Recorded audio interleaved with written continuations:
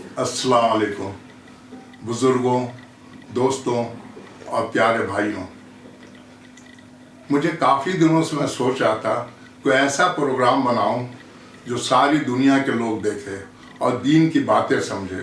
تو اللہ کا شکر ہے کہ آج یہ پروگرام ہمارا راہ عمل آپ دیکھ رہے ہیں۔ راہ عمل میں نے یہ کوشش کیا ہوں کہ اچھے مفتی، مولانا، عالم، فاضل حضرات قرآن اور حدیث کی روشنی میں ہر مسئلے اور ہر موضوع پہ اپنی باتیں رکھے اور اسے ہم لوگ غور سے سنیں اور عمل کرنے کی کوشش کریں۔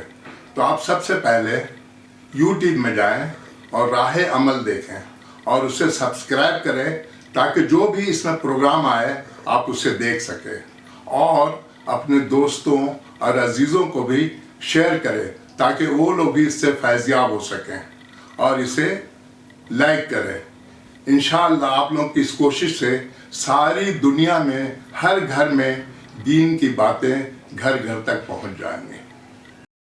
عمل سے زندگی بنتی ہے جنت بھی جہنم بھی، یہ خاکی اپنی فطرت میں نہ نوری ہے نہ ناری ہے۔ آج راہ عمل کے پروگرام میں رانچی کی وہ شخصیت آئے ہوئے ہیں جو کسی تعارف کے محتاج نہیں ہے۔ آج ہمارے بیچ جناب مولانا ڈاکٹر محمد اصغر مصوائی صاحب، جو عیدین امام رانچی ہے اور بریاتو جامع مسجد کے پیش امام ہیں، اور اللہ کا شکر ہے کہ ٹونڈا کالج میں اردو شعبہ کے پروفیسر ہیں، جو آج ہمارے بیچ تشریف لائے ہوئے ہیں۔ میں ان سے گزارش کروں گا کہ دین کی باتیں، کچھ عمل کی باتیں راہ عمل میں بتلائے تاکہ جتنے دیکھنے والے ہمارے ہیں اس پہ عمل کریں۔ بسم اللہ الرحمن الرحیم، الحمدللہ رب العالمین، والصلاة والسلام علی سید المرسلین وعلی آلہ وصحبہ اجمعین، اما بعد، وقال النبی صلی اللہ علیہ وسلم اذا دخل رمضان فتحت ابواب الجنہ وغلقت ابواب جہنم وسلسلت الشیاطین۔ میرے محترم بزرگوں اور سامعین کرام، ابھی آپ حضرات کے سامنے میں نے ایک حدیث شریف پڑھی ہے۔ اس حدیث میں اللہ کے سب سے محبوب نبی حضرت محمد مصطفیٰ صلی اللہ علیہ وسلم نے ارشاد فرمایا کہ جب رمضان کا مہینہ آتا ہے تو جنت کے دروازے کھول دیے جاتے ہیں۔ جنت کے 8 دروازے ہیں، 8 کے 8 دروازے کھول دیے جاتے ہیں، اور اللہ کے نبی نے فرمایا جہنم کے سارے دروازے بند کر دیے جاتے ہیں۔ اور تیسری بات جو ہمارا موضوع ہے آج کا، وہ یہ ہے کہ اللہ تعالیٰ تمام شیطانوں کو قید کر دیتے ہیں۔ جیسے ہی رمضان کا چاند نظر آتا ہے، ایک بھی شیطان آزاد نہیں رہتا۔ اللہ کے نبی صلی اللہ علیہ وسلم فرماتے ہیں کہ سارے شیاطین کو زنجیروں میں جکڑ دیا جاتا ہے، اور اس کے اثرات کا اندازہ آپ لگا سکتے ہیں۔ یہی وجہ ہے کہ رمضان میں گناہوں کی طرف انسانوں کی رغبت کم ہو جاتی ہے۔ اور دنوں اگر وہ شراب بھی پیتا تھا تو رمضان میں شراب کو ہاتھ نہیں لگاتا۔ وہ جھوٹ سے بچتا ہے، وہ غیبت سے بچتا ہے، وہ چغلی سے بچتا ہے، وہ سود کھانے سے بچتا ہے، وہ کسی پر ظلم کرنے سے بچتا ہے۔ تو گناہوں سے جو بچتا ہے اس کی سب سے اہم وجہ ہے کہ شیطان جو سب سے بڑا دشمن ہے، جس کے بارے میں اللہ کے نبی صلی اللہ علیہ وسلم اللہ نے خود ارشاد فرمایا، ان الشیطان لکم عدو فاتخذوہ عدوا۔ شیطان تمہارا دشمن ہے، تم شیطان کو دشمن ہی سمجھو۔ شیطان کی کوشش یہ ہوتی ہے کہ انسانوں کو بہکائے، راہ راست سے بھٹکا دے، اور یہ کوشش قیامت تک اس کی رہتی ہے۔ لیکن اللہ کا کرم دیکھیے، اللہ کا فضل دیکھیے، اللہ کا انعام دیکھیے امت مسلمہ پر، کہ جیسے ہی رمضان شروع ہوتا ہے اللہ تعالیٰ اس شیطان کو، تمام شیطان کو زنجیروں میں باندھ کر کے قید کر دیتے ہیں، ایک بھی شیطان آزاد نہیں رہتا۔ یہ اللہ کا بہت کرم ہے کہ اللہ تعالیٰ نے ہمیں رمضان کے مہینے میں گناہ سے بچنے کا ذریعہ عطا فرما دیا، موقع عطا فرما دیا۔ لیکن ایک سوال یہ بھی ہوتا ہے کہ جب شیطان قید کر دیا جاتا ہے تو پھر گناہ کیوں ہو جاتا ہے؟ اس کی وجہ یہ ہے کہ جیسے چکری چلتی ہے،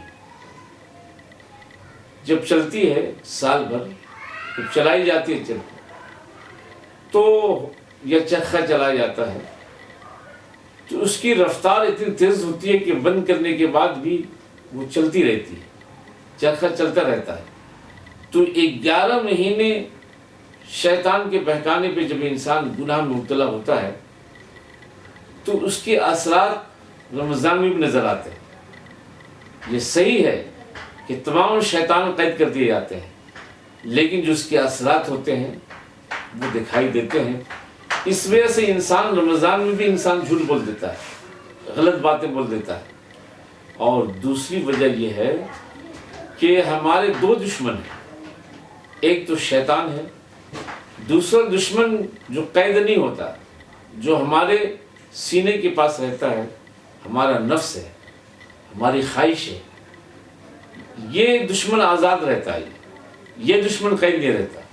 اس لیے رمضان میں جو گناہ ہو جاتا ہے نفس کی شرارتوں کی وجہ سے ہوتا ہے، خواہشات کے وجہ سے ہوتا ہے۔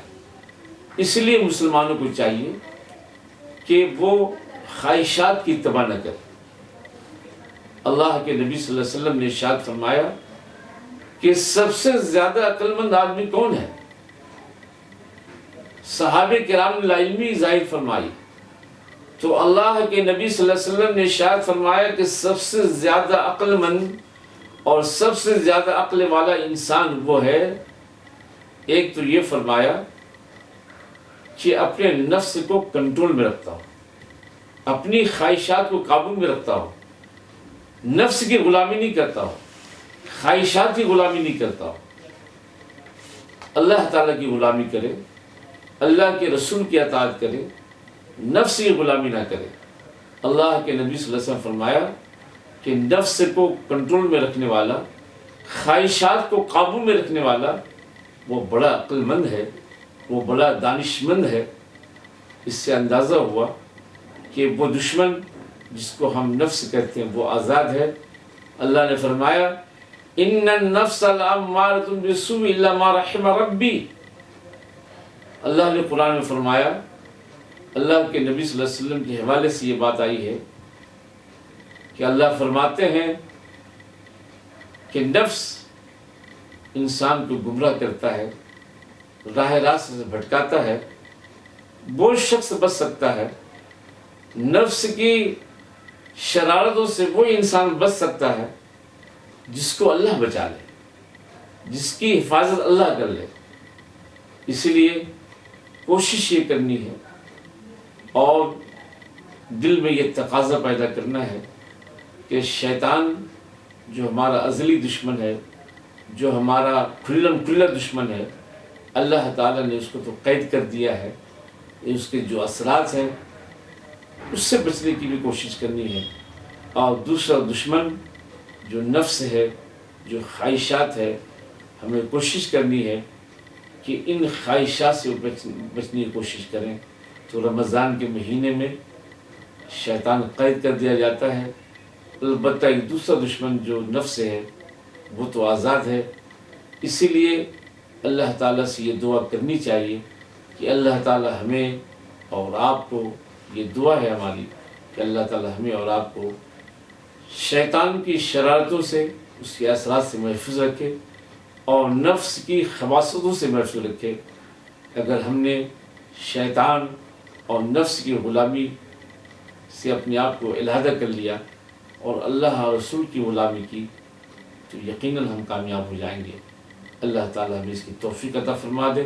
وآخر دعوانا ان الحمد للہ رب العالمین۔ آپ لوگوں نے آج راہ عمل کا پروگرام دیکھا، اب اسے سبسکرائب کریں، شیئر کریں اور لائک کریں تاکہ آپ لوگ کی اس محنت سے ساری دنیا میں ہر گھر میں دین کی باتیں پہنچ جائے.